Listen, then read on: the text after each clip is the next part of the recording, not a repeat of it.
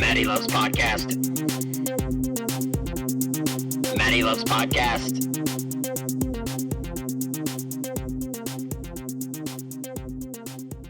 It is the 4th issue of Matty Loves Podcast. I'm your host, Matt DeSimone. With me, as always, is Dr. Tom Lucas. How you doing, Tom? I am well, man. We made it to 4. We are. It's a thing. It is. It's a thing. It's a thing now. We're 4 books deep after we finish this, and in this particular podcast here, it's gonna be kind of different. As we're still trying to get our bearings in the overall layout. This one isn't necessarily going to be as segmented as prior podcasts, but this podcast in particular, we just have a couple things that we wanted to rap about.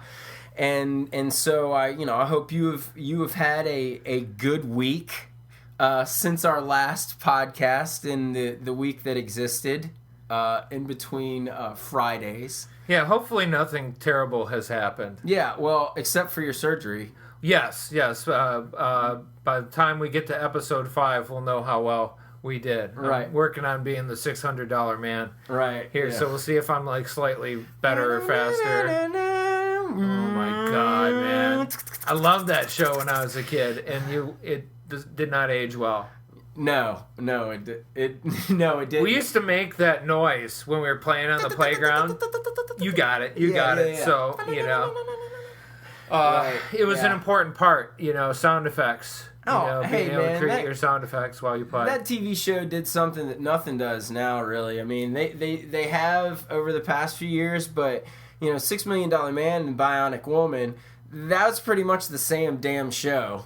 It was. They had different parts. Right. That was the angle. But she had the bionic ear. Right. But the badass thing about them were their parts made up a whole. So when the $6 Million Man and the Bionic Woman teamed up in the made-for-TV movies, it was awesome. Those were events. I was in on all of them. I had some of the toys too. I don't know if it was Mego or whoever it was, but they made like the full-size dolls basically, and there was the Bionic Man and the woman, and then there was his boss, whatever his name was, came with a briefcase. And then there was, like, the android guy who had different faces that you could snap on. That was the best one, because the villains are always the best part of it. I would get, as a kid, though, just because I was so young when it was still on in syndication, I would get mixed up with Steve Austin and Buck Rodgers. See, I just did it right there. Sure. Are you talking about the TV show? Or Buck Rodgers and Steve Austin. Well, the names kind of do seem to cross over pretty easy. I do remember that the Buck Rodgers TV show with what was his name? Aaron Gray. Aaron Gray was the hottie on that show. Yeah, oh yeah, she was the alien princess or whatever, and right? there was Tweaky the robot. With the blue eyes. Wasn't that Scatman Crothers who did the voice of Tweaky? Beady beady beady. Oh yeah, wow. Holy smokes, man. I got excited because Buck Rodgers is set in Chicago. It's set in the future version of Chicago, right? I did not know that. Yeah, because Buck was this guy who basically, I think what it was is there was like a cave collapse or something. This is like the old serial version of Buck Rodgers. And anyway, he was basically in suspended animation for 500 years or whatever. And he wakes up and it's the future. And he's got the old school way of doing stuff. So it's kind of like, Demolition Man. Okay. It's totally riffing basically off the Buck Rodgers kind of origin. Okay. Oh, wow. So he comes and he tears it up because he's a hero from another age and he's getting things done with fists. He doesn't know the rules. Right, yeah. So there was an episode where they went to Detroit. I grew up in Detroit, so I was I was like, oh, future Detroit, man. And it wasn't, in my kid's mind, it was awesome, but, in retrospect, that they had red halls instead of blue halls. Right. It's the same damn set. Sure. But, the idea was they were in there. So, those toys were available, and all this stuff kind of will come back later in the conversation. The kind of things that kids played with. Star Wars, the Star Wars action figures really kind of transform, I think, the toy industry. For sure. You know, quite a bit. Yeah. And but prior, still there were a lot of licensed products and toys and things like that. And, well, I don't think we would have gotten the refurbished G.I. Joes of the early '80s if not for the Star Wars. well, toys. totally right. You know, and that was definitely plugging in, and everybody when they would do a show, they would come out with toys. Right. And there's the history is littered with all these toy runs that did not work out. And then they went in reverse, which we're going to talk about here in a few, about like, you know, let's make a toy line and then let's make a cartoon or a show or whatever. Kind of wasn't that we talked about Secret Wars last episode, right. and that was totally That was what I was talking about just now. Yeah. that wasn't G.I. Joe kind of of a thing. Well, G.I. Joe didn't have a cartoon in the 60s when you had the big doll G.I. Yeah, Joes, no, those you know? were just boy toys or whatever, boy dolls. So I guess in a way, yeah, they did do that with they did that with G.I. Joe. They did that with all that stuff. The Marvel comics were so good. Oh man, those original G.I. Joe runs. Oh man, are killer, dude. What did they have? They also had special missions too. Do you remember the special missions? The other G.I. Joe book. I thought that was really cool. Yeah, I have a lot. I collected a lot after the fact. I'm talking about like 15 years ago. I went back and I was snatching up back when you could go to conventions and they'd have quarter boxes of comic books, man. I would snatch up G.I. Joe comic books, any that I would find. So I wouldn't say that I have the whole entire run of the Marvel comic, and I think that there are 133 issues, if I'm not mistaken. Wow. I think. Now, I could be wrong.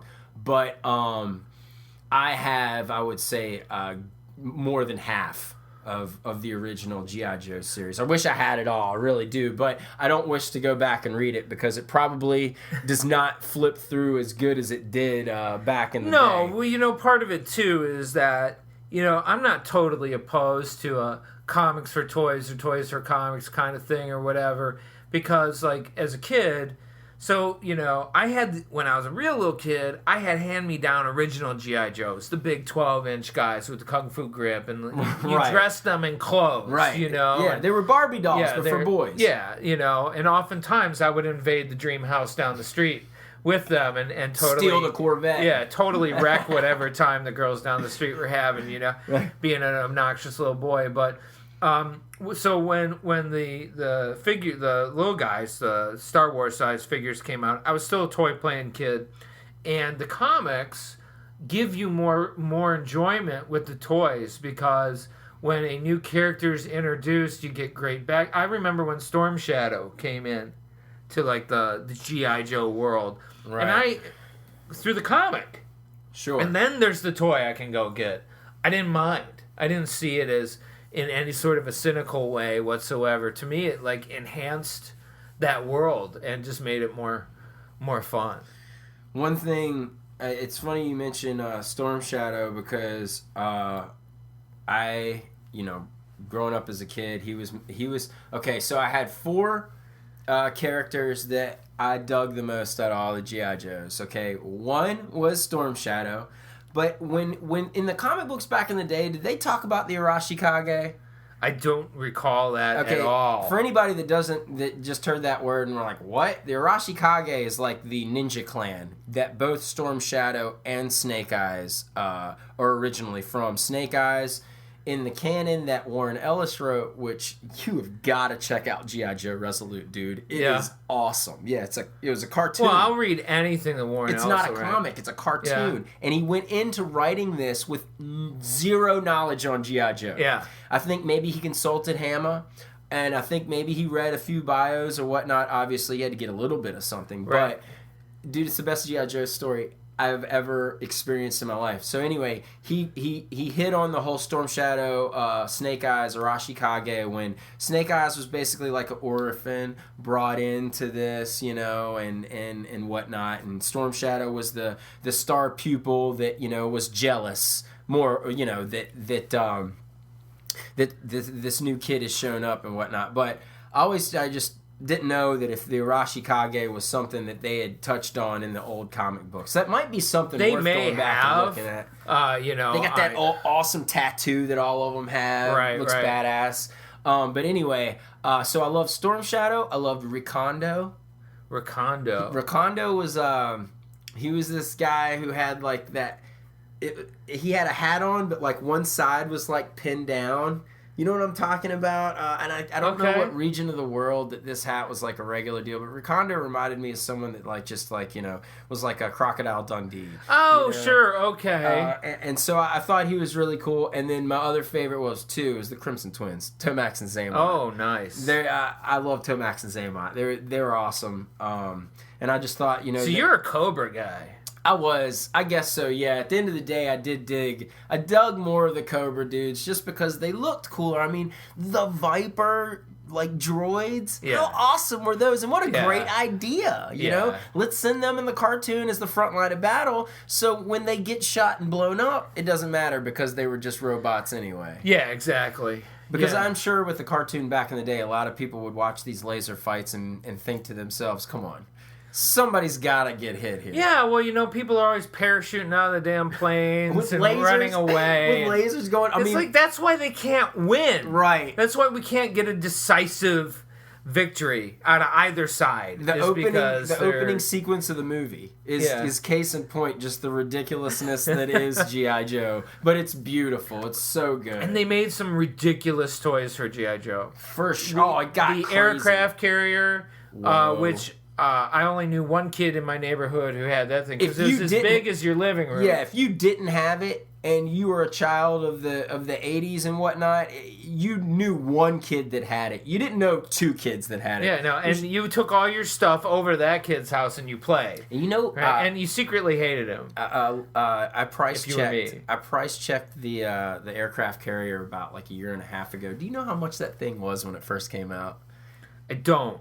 $80. 80 stuff. Really? $80. Now, you're looking probably $200. What price nostalgia, right? Oh my gosh. Yeah. Unbelievable. That's like when we were talking about tabletop gaming.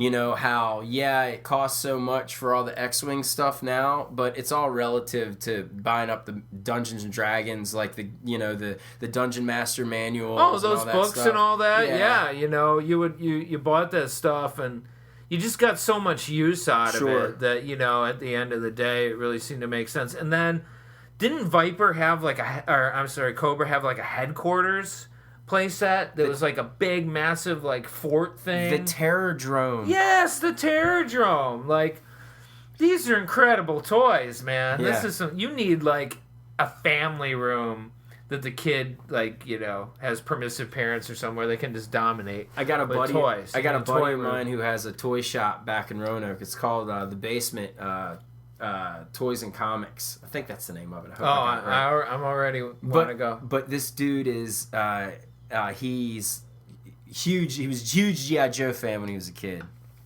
And as he was building his stock basically for his store, 10 years ago, I remember he got a hold of a Terrordrome, man, and it was, beautiful. Just, and I don't know if it had all the parts to it or not, but still, regardless, that sitting up on a shelf, just, seeing it, unbelievable. It's just, I bet finding a Terrordrome or an aircraft carrier with all the pieces is a very hard thing and very expensive thing too. If you want to go that route. So wow, here we are talking about G.I. Joe. G.I. Joe, but it plugs in. It does. Our topic that we're getting to. Yeah, absolutely. Very soon, right? Yeah, but before we do that, there's something that I wanted to ask you about because. You've talked about it a lot recently, and it hasn't been you talked about it the past few times we had conversations, but it isn't until recently until I got to see a little piece of your mom's vinyl collection that she's sending down your way, and it's unbelievable, my friend. I'm damn lucky, Vinyl or records, by the way. Yeah, records. So, yes. There's been a nice little resurgence in the world with regards to vinyl records, and you can get really deep into it in terms of the kind of equipment that you play your vinyls on and the kind that you collect and things like that. And we're based in Orlando, and Orlando has a number of great shops and places where you can go and get vinyls and all that. I went and got a nice little setup for just a couple $100 set up, and I'm going through these records that she sent. There's early Beatles and all the early Pink Floyd stuff, and Elvis and Simon and Garfunkel, and what else did we? Well, I mean, for me, you were telling me about some of these that you're like, I mean, you're throwing stuff up and you're like, man, I don't know, like you have the Chicago first box set they ever put out on vinyl. It's Chicago 1 through 4. They were a band back in the day. And there's the book is mint. And it comes with a book with just a bunch of live photos and architecture of what I'm guessing is a hotel, maybe, or it might be the transit station. It's hard to tell, right? But I mean, it's amazing. There's a lot of surprises that are going to come in this collection. Like I was showing you, "Let It Bleed." Rolling Stones was the first record I put on the turntable. That was a nod to my dad. That was one of his bands, that Pink Floyd, and lo and behold, there's the original poster, perfectly folded, perfectly unpinched, everything just sitting inside there. I know there's going to be a lot of surprises as they go through there. I think my mother probably sent me a couple grand in vinyls. Now, one of the things that happens when you're collecting, of course, is that you think something is worth a lot, and you read up on the internet it's worth a lot, and then you go into a store and they give you a price that's like 20% of what that is. And first of all, I'm not interested in selling. I'm interested in exploring this collection, maybe getting rid of some of the doubles, maybe eventually getting rid of a few of the things that really don't speak to me. Pricing it would be rad, though. Yeah. Just knowing what you got. And I will. And in fact, for those of you listening, if anyone out there is a vinyl collector and you have a really good go-to pricing guide, because I've done a little bit of exploration on the internet, and I really have been happy with there's no overstreet for vinyls, it seems. And I don't know if that are vinyl collectors inherently non-internet type people? If they're still listening to vinyl, I would say maybe that's partially true. But I don't know. This is you got E.T. You got E.T. E.T. read by Michael Jackson. Narrated by Michael Jackson. By Quincy Jones. Right. Soundtrack by John Williams. It looks like it's a laser disc. It's in that laser disc. It's in that laser disc box. You got a book. It's got artwork. Script excerpts and concept art. You can read along. You can read along with it. Oh wow! And there's the poster of Michael Jackson, of course, the black Michael Jackson too. This is the early days, right? And E.T. Hanging out, right? And very wholesome looking. It's cute, And I'm super excited by it. It is a neat thing. And there's that poster art. Who's the dude, man? That's the Star Wars poster guy. And Indiana Jones, and his name is God help me. Oh man, this is on the tip of my tongue. And I'm gonna go ahead and I'm not gonna say it right now just because I think the name that We'll get back to it. Get back to it. So there's a bunch of early Elvis Presley. There's Introducing the Beatles, which there were 12 versions of it. There's a lot to learn, and this is something that, in time, we were talking earlier too, there's something about the cover art, the largeness of it. There's so many things to appreciate. It's a great hobby to have. And, of course, when I was a young guy, it was all vinyl. That's what I bought. CDs were really expensive. A CD player was like $500, So I didn't make the transition quickly at all. And plus, I like a lot of the punk rock stuff and American hardcore, the English stuff, all that. Back then, it was just known as imports. You couldn't get that on CD. Now you can, a lot of reissues and stuff like that. But, I used to have all that in vinyl, and that's kind of probably the direction I'm going to go in once I get this core part of the collection done, is I'll start looking again at those old imports. And also new stuff, because a lot of bands are still putting vinyls out. If I was in a band, I would be releasing on vinyl for sure, and giving a little extra in there too, just to just to be old school about it, yeah, you're going to pay $30 for our album, but you're also going to get all this cool, old school, shit you throw in records in 1975, like posters or like, a cap gun. Well, there's the famous Cheech and Chong Big Bamboo in there, but it's missing the rolling paper. Because I've never seen one that has the rolling paper. I bet you that is definitely something that's available. But going back to the artist, Drew Struzan. He's the artist that did everything. Iconic. Yeah. Right?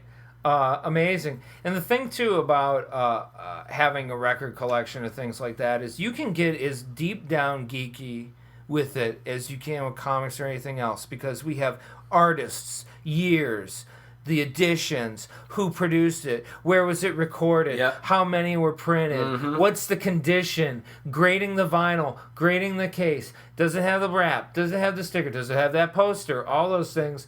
It's look at the serial number and make sure that it has a B on the end. If it doesn't have a B on the end, it's a second printing.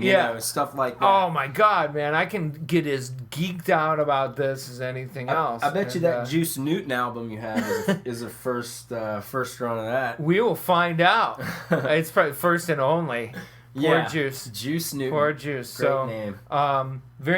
It's super exciting. And so any of you, if you are record collectors out there and you want to shoot some great resources, we can talk about it on Twitter or on the Facebook page, Matty Loves Podcast. Yeah, for sure. But yeah, so I wanted to touch on the vinyl just because I dig it.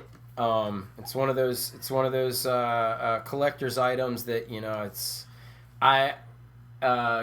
visually, if I see it, it's just, I can't help but start flipping through with permission, just because it's like you say, man, all of these records have traveled through time. Some have had a better course than others, to where you've gotten this Let It Bleed poster that is pristine, and it's 40, 50 years old. It's crazy. Well, that's the thing, too, is like,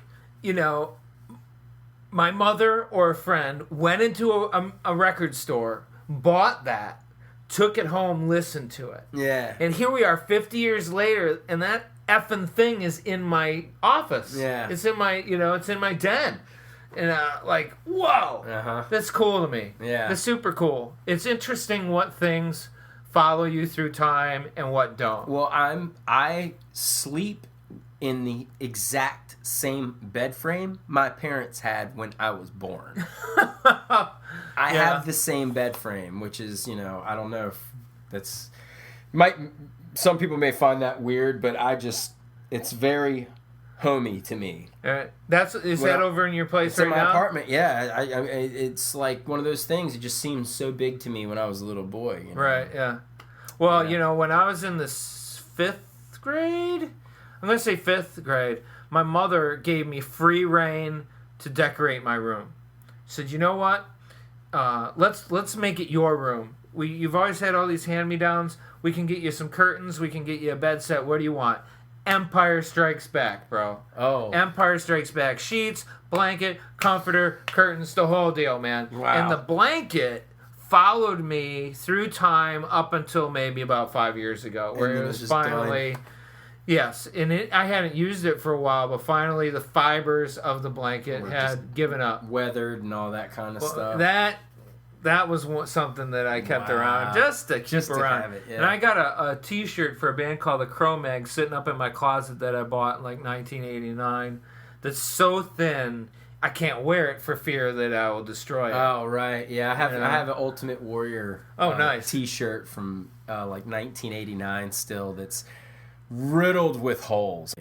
But I totally know what you mean. I think the Ultimate Warrior would approve. No, the Ultimate Warrior shirt I wore to the first WrestleMania I ever attended in Miami. Which one was that? It was the very first time John Cena and The Rock fought each other. Okay. So I've only been to 2 WrestleManias. I went back-to-back Miami and New York, and I saw The Rock and Cena fight each other. They're 2 matches. But anyway, that right there is a whole other day. Yeah, you've got to school me, and we're gonna get someone else in here, a former wrestler that we know. Sure. We're gonna get in here. We're gonna do a writer. We're gonna do a whole thing. But everything we've been talking about for the last 20 minutes or so is about memories. Sure. Right. And memories is kind of our theme. That's basically for the show, yeah, right? it's kind of like the engine that drives the show is, man, you remember back in the day when this was cool? And we've got a very particular sort of topic that we Sure. were going to talk about today, Yeah, which was... we kind of sitting on this one. There's one thing that kids growing up today don't get to experience exclusively as Tom and I did as we were growing up in different times in network television. But kids nowadays can experience quote unquote Saturday morning cartoons anytime they want. We have channels that it's all cartoons. All that stuff. Well, back in the 80s, none of that, in the late 70s, none of that stuff existed. There were still, not that many channels, so to speak. So every single Saturday, the AM programming on all the major networks were geared towards children. Waking up, giving them something to do on a Saturday morning while their parents gear a gift. up. It was a gift to the parents. It really was. It really was. Here you can sleep in. We got it covered at least one day out of the week. And here's, excuse me, here's the thing that is really pretty tremendous. We live in this era where there's endless choices to watch. Hundreds of channels, whether they're streaming, whether it's just stuff on YouTube, whether it's the broadcast networks, basic cable, premium cable, on and on and on. When I'm a kid, and you too, imagine a world where you have 3 networks of television and then some local wackiness. Right, PBS job. And that's what you've got. That's it. That's it. Oh my God. You had VHF and UHF, 2 terms that you will never need to know living in the modern era. And so the thing that was special about Saturday was it was for kids. Yep. And all 3 networks had programming, basically like if they were on it like 6, 7 a.m. to 8 a.m. was usually when the official actual network programming would start. They would have syndicated stuff. Yeah, and all we'll that. get to that too, the syndicated cartoons. But yeah, the networks, they would start pretty much on the button. 8 a.m. is where it would start out. And usually you would start kind of light with like younger kids stuff. You really wouldn't get more towards attacking the brains of 7 to like 11-year-old kids until later on Saturday morning. Usually around 10 a.m. is where you're hot shit. 10 a.m. was pretty big. Yeah. So anyway, so what I've done here is we've been talking about discussing this on the podcast. I went through and did a little research on the internets. I think you did a little yourself. I did. And I went ahead and I broke down from the 80s each network's programming schedule for each year, 1979 through 1990. I broke down the fall and the spring schedules just to kind of get an idea of how Saturday mornings evolved. Because it started out with, even with all your networks, they were still not giving you much of a variety. You would have probably like 3 total shows that would last for 4 hours on each of the 3 networks. It wasn't until later on in the 80s that the variety would start to become more prominent. People were jumping in the game. Like in the late Absolutely. 70s, Sid and Marty Krofft were kind of like, owning Saturday mornings for quite a bit. And then you had Hanna-Barbera and what Hanna-Barbera did. And I think... And then like a couple other people. Ruby Spears was one. Another is Lou Scheimer and I think Norm Prescott. That was another duo that I think... All Hanna-Barbera pretty much, it was Hanna-Barbera, and then from Hanna-Barbera, all the guys that made money there, I think, went on and started doing their own thing. Once it proved viable, because Saturday morning television was kind of an experiment in the first days. Yeah, absolutely. And, when there's only 3 networks in existence, every minute of airtime is pretty critical for revenue. For sure. So... the true era, of the glory of Saturday morning is what, probably like 76 to 90? Yeah, I mean, 1990, the early 90s, they still had it, but the networks kind of were like, okay, so ABC got integrated into Disney. Well, that changed their Saturday morning programming. Oh, huge. Yeah. And also near the end of their Saturday morning programming on ABC, Nickelodeon became the feature of their Saturday morning. So you had all these Nickelodeon cartoons on Saturday mornings for those kids that I guess still didn't have cable, and wanted to find out what the buzz about Nickelodeon was. The only problem was, I think a few of the shows that they were showing were new episodes of the cartoon, but for the most part, all the stuff that you could watch that morning, you could watch on Nickelodeon. And around that period of time, too, was when I was playing sports, and I wasn't on the Saturday mornings. My Saturday mornings, I was just worried about getting out of baseball practice in the spring and summertime, in home in time enough to watch wrestling. Yeah. But with the cartoons, like I said, ABC changed. NBC, Saved by the Bell was their biggest hit at the end of the 80s. They were like, let's just go ahead and revert everything to this thing called TNBC. Let's have a bunch of shows like Saved by the Bell and get the teens to watch this later on Saturday mornings. Still have your really younger shows early. Maybe they're babysitting their younger brother, younger sister, and it's like, a little something to keep them in front of the TV a little bit longer. Yeah, possibility. And then with CBS kind of just phased out. It was Fox that took over the Saturday morning. They were the prime time place to go for Saturday mornings in the early 90s, and then the WB came on and integrated a few of the Fox shows into their lineup. So you had that, but at the same time, Fox was like, well, yeah, we'll give you Saturday morning cartoons, but also every day after the kids get out of school, we'll dedicate 2 hours to showing everything they missed on Saturday, all week long, right, or whatnot. So, it kind of changed, but I think it was from 1970 to about like 1989 that Saturday mornings were featured for kids. That is your time to watch your shows, and boy, did we have some interesting ones. But let's go back to the late 70s. Okay. With you. What were some of the things that stood out to you? What were some of the maybe lineups that you can remember being memorable and being like, I got to get home because I got to wake up because this comes on, then this, followed by this on another channel. Okay, so we're like pre-DVR, pre-VHS, pre-everything, which means that the channel you choose, you're going to miss something on another channel. So you have to decide where you're going to live. And if you got to get up to go do something, you're not going to be able to catch that yet at this point in time. So there's a couple things that ruled the late 70s for me. And number one, the show that I wasn't going to miss no matter what version of the show that was Super Friends. Oh, man. And I hadn't even realized. It all comes back to comics, folks. Yes. I hadn't even realized how much Super Friends there is.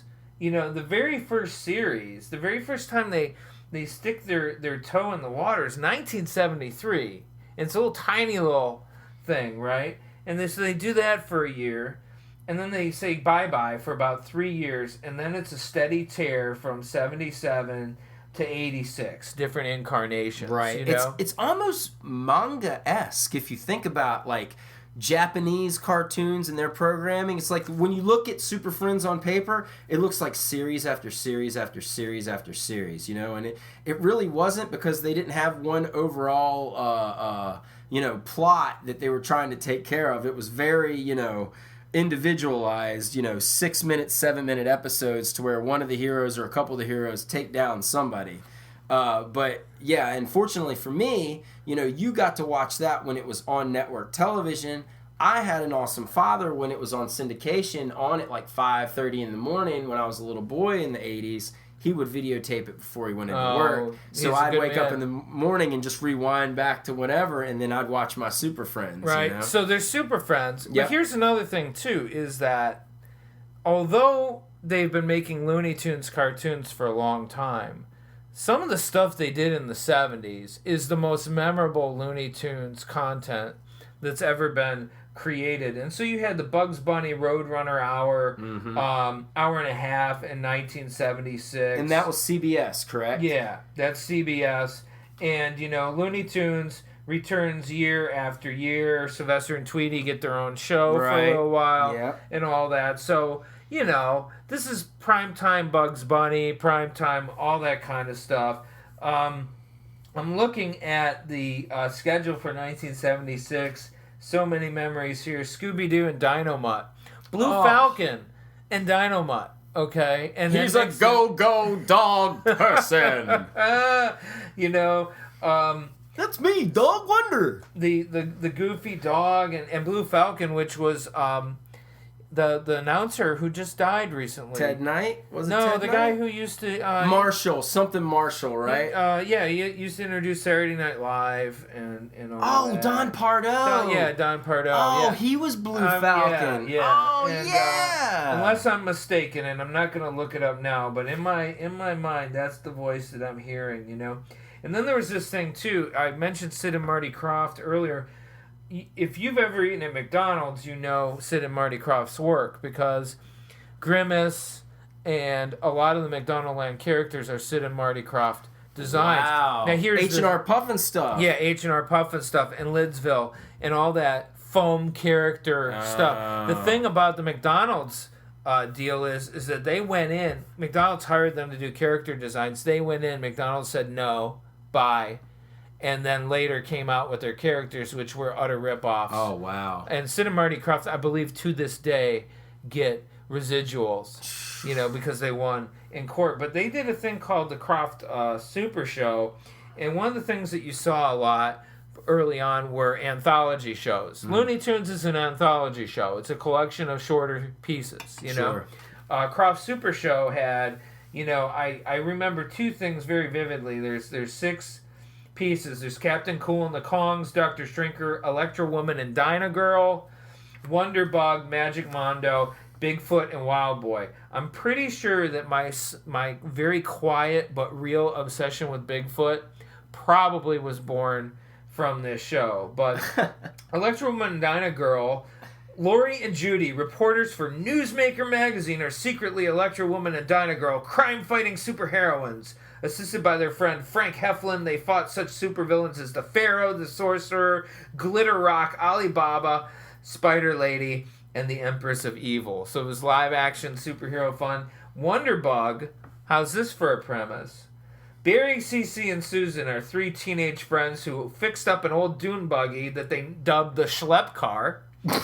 And when they attach a magic horn to it, it becomes to life as a wonder bug, and it helps them solve crimes. Wow. Okay.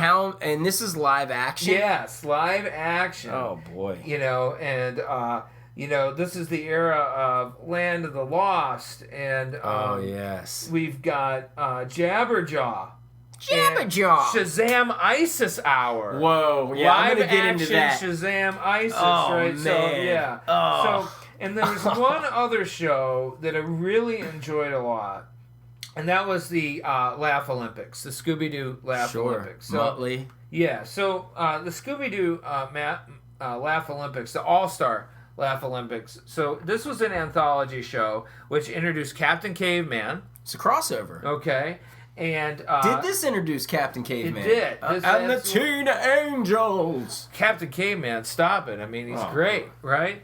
And they mixed in Blue Falcon and Dynamite in there, and Scooby-Doo. I was a big Scooby-Doo kid. Scooby-Doo drove me crazy because if you pay attention to the cartoons, you cannot solve the mysteries ever.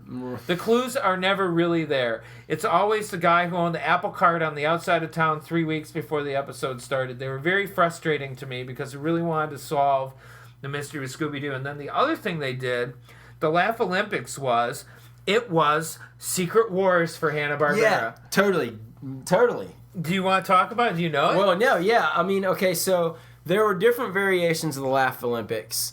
The Laugh Olympics that I was more familiar with, I think, were the latter ones where they integrated a lot more characters in, because originally the Laugh Olympics it was just about a race. Usually it was a race. It was just a race, and it kind of focused on Muttley, and then who's the guy that was with Muttley? Sinestro? Snidely, Whiplash kind of guy. Right, yeah. But basically you had the Hanna-Barbera villains versus the Hanna-Barbera good guys. And it was a crossover. I mean, you had the Flintstones crew. You had Jabberjaw, Yogi, Scooby-Doo. It was just Scooby and Shaggy, though, right? Yeah, it wasn't the whole. Was Scrappy-Doo a part of it? I think Scrappy comes in post that Laugh Olympics. Not a Scrappy fan. An aberration of nature. Yeah. But yeah, it was. But as a kid, the payoff, all your favorite Hanna-Barbera characters interacting, and it's a competition too. And a laugh track. And a laugh track, which was very hence key. The Laugh Olympics. So those are the early shows. I'm 6, 7, 8 years old at this point. We're going to transition in. I'm looking over at Matt's screen here, and he's got 1979. Yes. So we can transition over to 1979. And what do you got? Okay, so like I said, I kind of went down more, especially with the years that I wasn't watching the Saturday morning cartoons, because maybe I was, but I just didn't remember. Before 1985, a lot of the stuff, I've seen it in syndication afterwards, but there, and of course there are some cartoons that were on in the late 70s and early 80s that still to this day resonate in my brain. And if it wasn't for some of these shows, there's a lot of geeky entertainment that wouldn't exist. But in 1979, after I was looking at all of the networks as a kid, I watched more CBS. However, when I'm looking back at ABC before things got all tied up with money and rights and royalties and everything, they had some pretty kick-ass stuff on ABC and Saturday mornings. ABC did, absolutely. All right, so 1979, there wasn't a lot. It was pretty simple. There wasn't a lot of variety. However, you would get an hour and a half of Challenge of the Super Friends. Now, I know that they didn't make probably but about 40 or 50 episodes of that show, so theoretically, you would get through the entire series in the fall, and then they'd start it in the spring, and you'd get through it again. You have an hour and a half to watch this stuff. But that's the thing is, again, we're not videotaping, we're not DVRing. Right. We can't rewatch, on Netflix. Reruns are huge. Sure. In this era. Sure. Because if you weren't there on Saturday the 12th at 8 a.m. to see this, you missed it. Yeah, exactly. So they had a lot of freedom to repeat content, and it was highly acceptable. And when I read Superman, when I read my Superman comics, when I read comics in general, folks, I always will put a voice to characters, whether it be actors that I can hear in my brain or voice actors from back in the day. The guy who voiced Superman in the late 70s, early 80s, off the top of my head, I can't think of the name. But anyway, that Superman voice is still to this day when I read a Superman comic, the voice I hear. Real deep, whatever.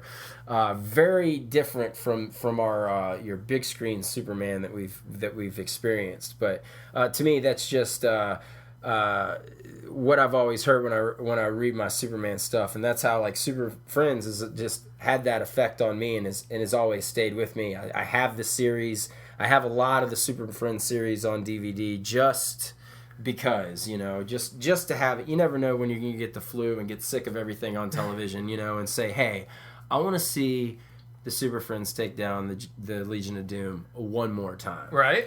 So transitioning from 79 to 80, there was from 79, the fall schedule was just 4 things on ABC. There was Fang Face, Scooby-Doo All-Stars, the hour and a half of Challenge of the Super Friends, and then the last 30 minutes it says Kids World. But the lineup that I'm getting is from the Northeast United States, and that region is closer to Canada. So I think that their television was a little different, and I'll get to that here in a second. So I think that 11:30 spot for ABC, or 11 to 12, was always reserved for something not for the kids. So really thinking about it, ABC only had about 3 shows that they were showing early Saturday mornings as they began their evolution. Then as you move along, 80, 81, 82, Super Friends is still there. It kicks off your morning. Every morning you're going to at least get an hour of Super Friends on Saturday mornings. On 80, they go to Scooby-Doo and Scrappy-Doo. Yes, that's probably where Scrappy-Doo. And then a really important character in all of cartoon lore is Thundar the Barbarian. And, for me, when I was watching Thundar, I had seen He-Man and the Masters of the Universe cartoon before I ever saw Thundar, and I was like, oh, this is just like a cheap He-Man. No, folks. No. If there wasn't for, in my opinion, if there wasn't for Thundar the Barbarian, we would not have He-Man. He was the template for not just He-Man, but also Prince Adam as well. Well, the great thing about He-Man is we're talking about the toys, the comics, the toys, we'll talk toys, the cartoons. He-Man, they just drew up a bunch of characters. Yep. And wasn't it Paul Dini? Yep, Paul Dini. Paul Dini, make a story, decide who's good, decide who's bad, figure it out. And so the thing about Thundar, first of all, is I had to refresh my memory. As important as Thundar was in my young life, right? Jack Kirby did the vast majority of the character designs and world designs in Thundar. Crazy. Okay, and then this guy. Did you notice that this guy is a big part of Thundar? Mark Evanier. What is he responsible for? Well, Mark Evanier is a big comic book guy. Oh, wow. My friend. And he is known for Gru the Wanderer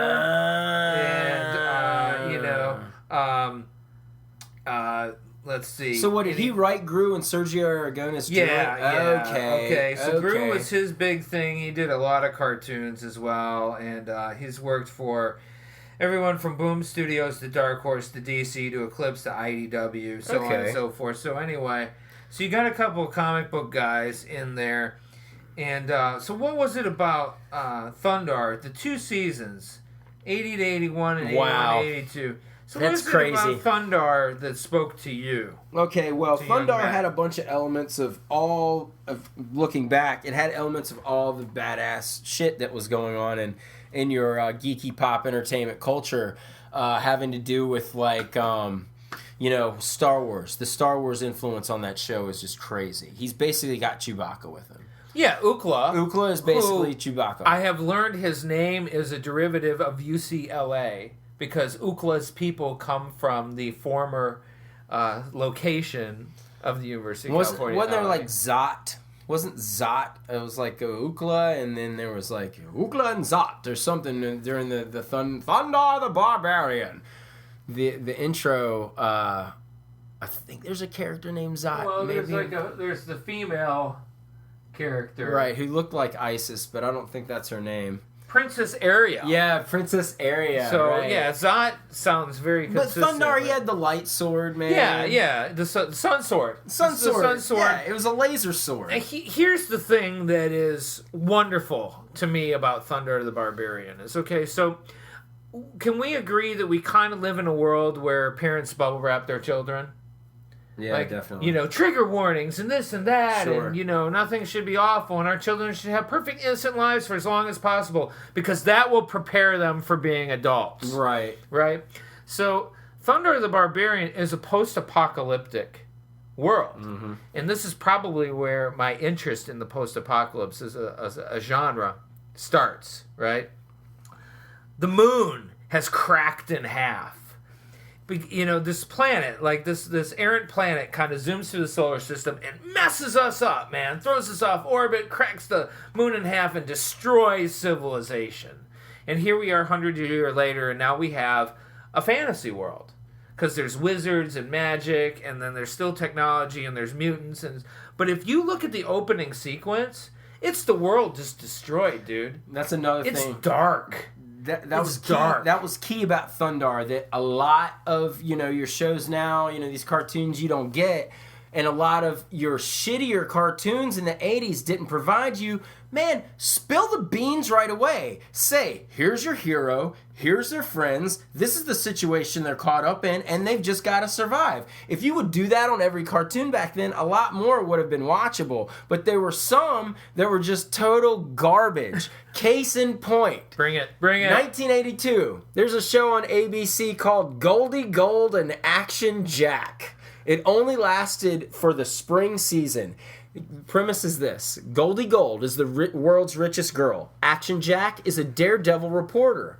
They're looking for adventure / near-death experiences. Who the hell came up with this? It's like, we got an idea for a cartoon. Let's have the richest girl in the world, because all girls want to be rich, so they'll watch it. And then let's have Action Jack, who's this daredevil reporter that basically runs around and has Goldie Gold just tell him what to do, stuff like that. I mean, and watching the intro to this, this show was more geared towards the boys, but I think they really tried hard to gear it toward the girls. Did you investigate this on YouTube? Oh, I've investigated a lot of this stuff. So wasn't Action Jack like a pre-G.I. Joe boy doll too?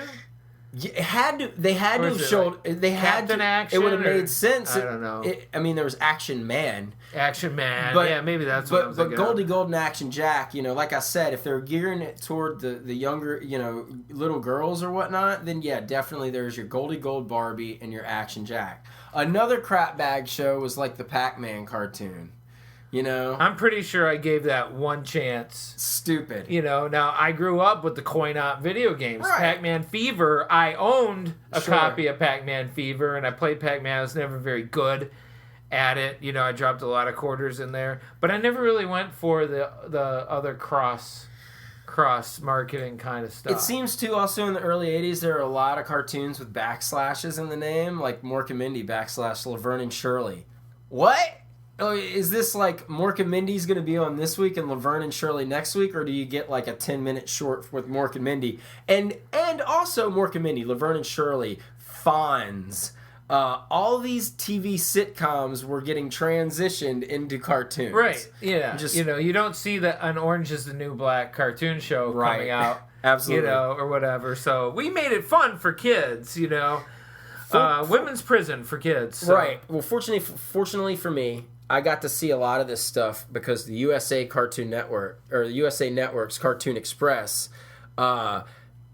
they played a lot of all the old Hanna-Barbera Ruby Spears stuff. Right. know. Well, also, too, I think Cartoon Express is where the very last episodes of Super Friends ended up. The Lost ones. The Lost ones. Man. I'm pretty sure that's that or, USA or maybe TNT. I don't know. No, it was USA. Yeah, it was early in the morning on USA. And I don't think it was... I think this was after the Cartoon Express because when they started doing that, because it was all like...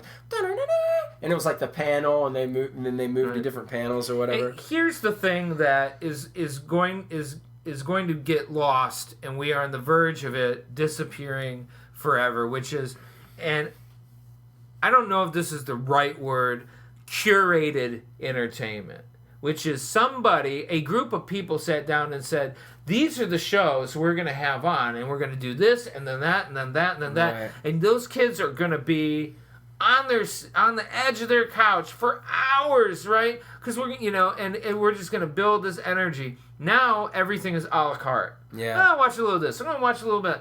There's something about curated entertainment that's going away fast. No longer is there really a broadcasting schedule. Does it even really matter what night shit is on? Another generation dies, and no one will ever care about appointment television ever again. Yeah, sure. And in fact, there may not even be a structure anymore. It may just be a click here. You want to watch this? Yeah. Here's a video package. Here's a this and that. So there's something wonderful about looking at these broadcast schedules. Right. To me. Oh, yeah. Because you couldn't wait. You couldn't wait. And like we were talking about when we were discussing doing this, you had so many choices, and eventually it was like, especially me in the late 80s, where are you going to go? Are you going to stick with one? Because the 84-85 fall lineups in ABC are tits, dude. Hit me. Okay, 84. Open up your morning with an hour of Super Friends. Then you have 30 minutes of Mighty Orbots. Didn't last long, but Mighty Orbots has a kick-ass theme. Made you sit and watch the rest of the show. I couldn't even tell you what that damn show is about, but I can see the intro in my head, and I could sing you the song right now, but I won't. Then you had Turbo Teen and Dragon's Lair, back to back, okay? And this only lasted for a year. Turbo Teen, one of my favorite cartoons to watch in syndication as a kid. Yeah. I just thought, oh my God, this teenage kid can turn into a car. What more could you want, right? Yeah, exactly. And then you had Dirk the Daring and Dragon's Lair, which eventually became probably one of the hardest PC games ever made. I used to play that in the arcade, man. Dragon's Lair? Yeah. It was very different. It was a very cool experience. But as far as ABC goes, not to get too in depth, but the '85 fall lineup for ABC was probably the best one they ever put together. Can I just interrupt you for one second? Because there's one thing that happened in 1984 that's pretty awesome. And what's that? Dungeons and Dragons. Well, Dungeons and Dragons is a funny thing. That cartoon, all right, so Dungeons and Dragons premiered on CBS in 1983. Right. And then it disappeared for a couple years. And then when the 86 lineup came out, or was it 86? 85 or 86? No, it was 85. When 85 rolled around, Dungeons and Dragons was back on. And that was just a weird cartoon, because it wasn't anything at all like, the playing the game. They were kids that played the game, that became the characters, and the thing that was there was really... a ride called You Want to Ride Dungeons and Dragons, like a roller coaster, right? The thing that was really annoying about it is that in the tradition of children's cartoons never showing any harm, none of them had offensive weapons. Yeah. Nobody had a sword or this or that. Like, the main guy has a shield, and... but for a kid like me that played Dungeons and Dragons, there's no way I wasn't watching. It was the closest thing to a tie-in that I was going to get. But do you know, how, we got so many comic book, esque, cartoons and everything like that now, just because that's, the thing, man. That's drawing the attention, Yeah. Back then, looking at all these in the early 80s, man, going back to talking about games. Dungeons and Dragons got its own freaking cartoon. Dragon's Lair. Pac-Man. Pac-Man. Then you had the Saturday Supercade on CBS, which was all of the different, arcade type, characters. Q*bert, all those guys, getting their own cartoon. The Supercade. Now it's called Wreck-It Ralph. Right. Sure. And then right after the Supercade was Pole Position. They managed to make a cartoon after Pole Position. Another fantastic cartoon theme. Pole Position's one of my favorites ever. And then, of course, in 1984, there was Pryor's Place. Richard Pryor helmed the 1984 CBS Saturday morning cartoon lineup. And, folks, please go on YouTube and look up the Pryor's Place intro, because if it's not one of the most bizarre intros to any television show I've ever seen. I mean, it's as far as two kids on the street bouncing the basketball back and forth, and a cop comes and runs them off. And he's got his billy club out. And he's got his billy club out. What the hell, dude? It's not. I mean, it's out. He's gonna crack some skulls. And then what? Ray Parker Jr. sings the theme song. Yeah, creepy as hell too. It's such a light, bouncy. It's Pryor's Place. Yeah, it's really. And it's the Sesame Street for sure.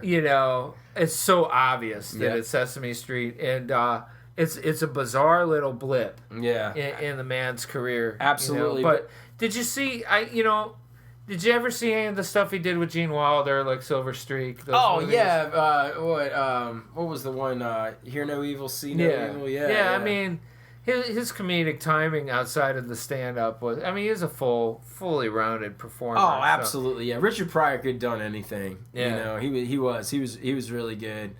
A really good performer, and in my opinion, definitely, top 5 greatest comedic minds in the history of comedy. Yeah, super modern talented guy. So... but moving on, a few more things that, just stood out to me. For me, my favorite lineup maybe ever of any of the cartoons came in 1988 on CBS, when I had the Ruby Spears Superman cartoon. They were celebrating Superman's it was his 50th anniversary in 87, and they announced they were doing a cartoon. And the cool thing about the Ruby Spears cartoon, for one, it only lasted a season.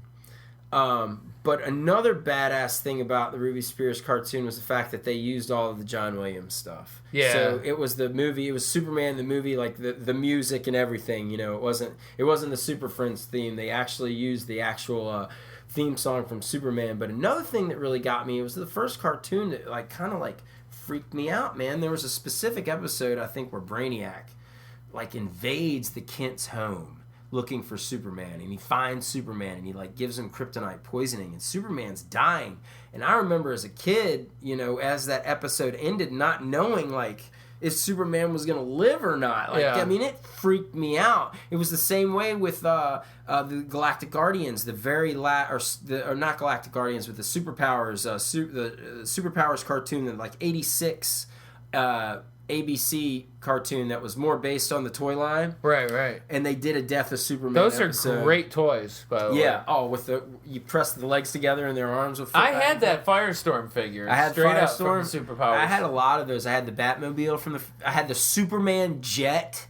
For some reason, they made a jet. He's got a jet. He's got a jet, right? It's like the Spider-Man dragster they made back in the day. Like, what's Spider-Man doing with the dragster? Yeah. But you got it. Exactly. And now they're bringing that back too in the comic books, which is, I don't even know. That's another conversation. Yeah. So anyway, but not only that, but there was Muppet Babies, which I loved as a kid. Pee-wee's Playhouse, solid programming.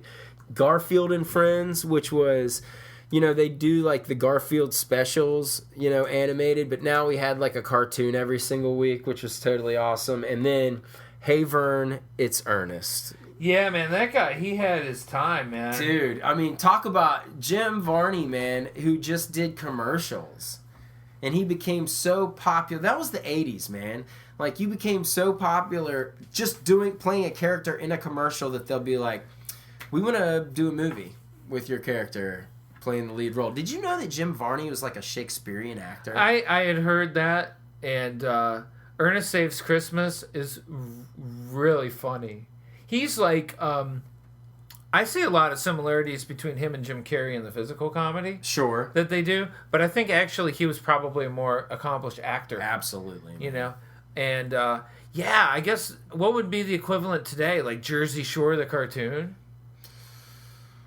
What would it be? The equivalent today, if we're going today, right now, would be KFC. We want to do a TV show about Colonel Sanders. Yeah. Because those commercials that are out right now. I'd watch. I think they're funny. The Daryl Hammond. Daryl Hammond's so great, man. They're just slightly odd. They're only odd if you're really paying attention. Mm-hmm. Otherwise, they seem pretty straightforward. Right, but they got that adult swimminess to them. Yeah, slightly. Slightly. But all in all, though, as far as like Saturday morning cartoons go, network-wise, NBC was the worst.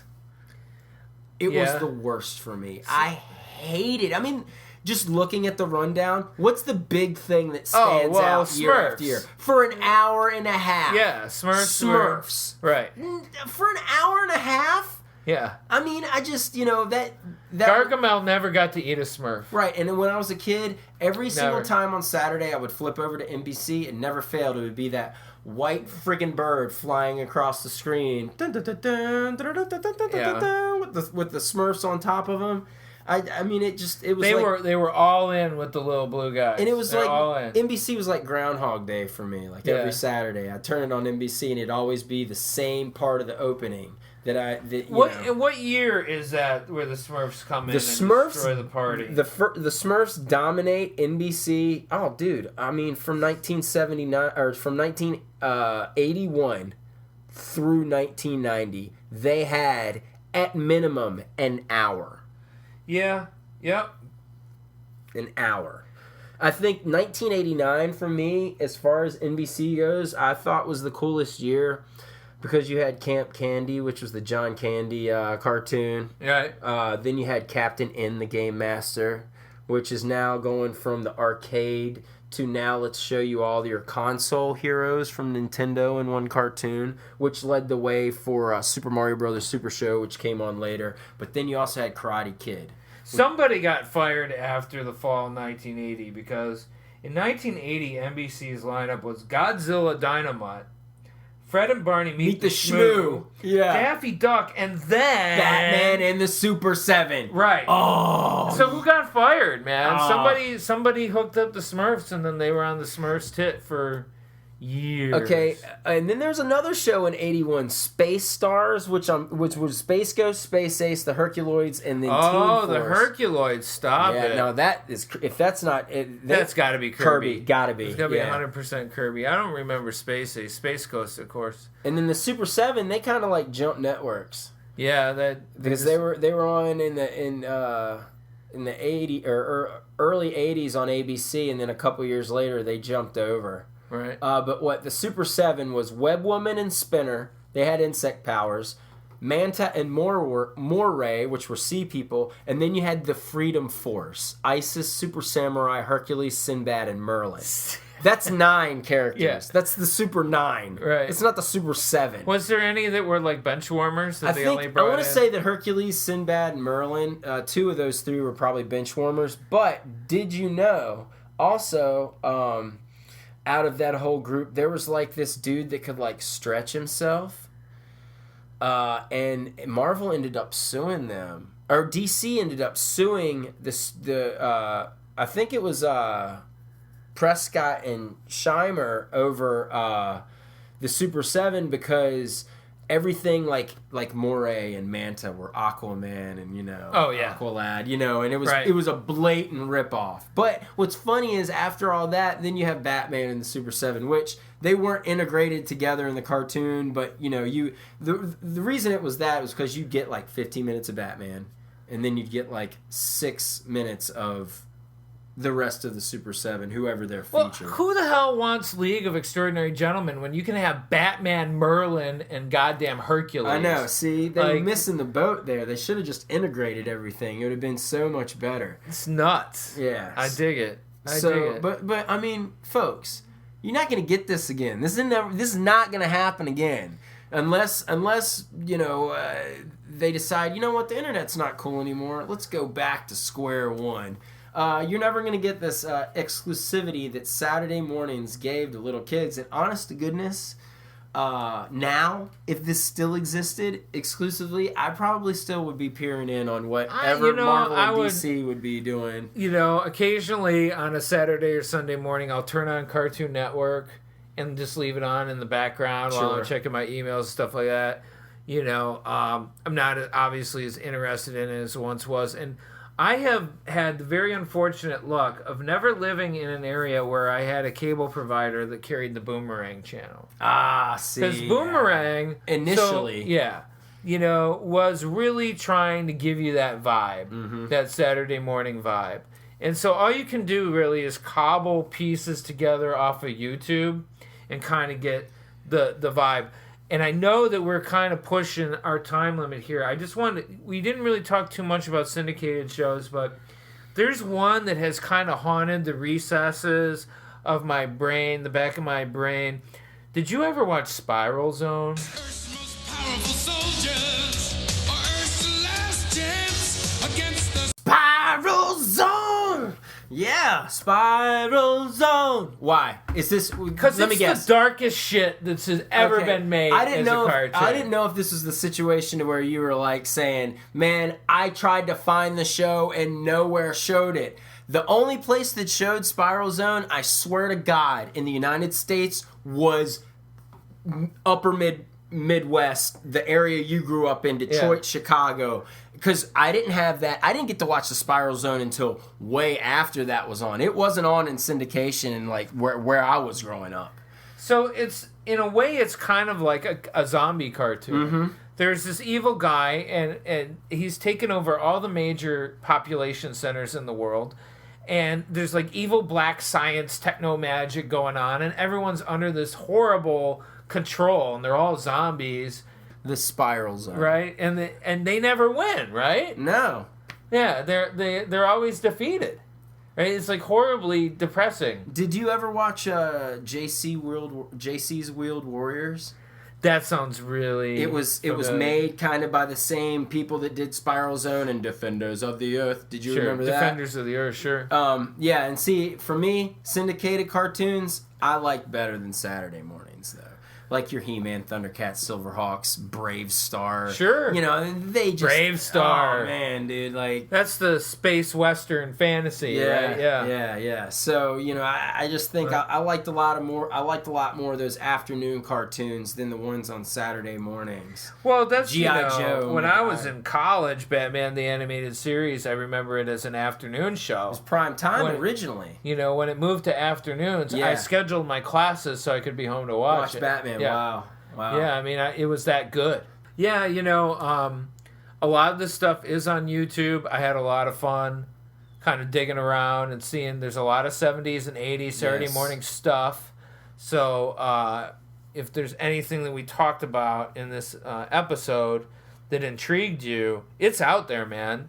Spiral Zone too, like the whole run of Spiral Zone's on YouTube. I watched a bunch of them Really? a couple months ago because I could barely remember it. You know, Right. It was like, it was something that, and they did 65 episodes. That's the power of syndication. They crank out Yeah. several years worth of sods. It was like that show, like Cops, when I was a kid, man. There are so many episodes of Cops. And I'm not talking about, Bad Boys. I'm talking about, like, dun, dun, dun, dun, dun, dun. There's, like, this fighting crime in the future time. It was kind of like they set everything in old Detroit, Delta City. It felt very RoboCop-esque. Right.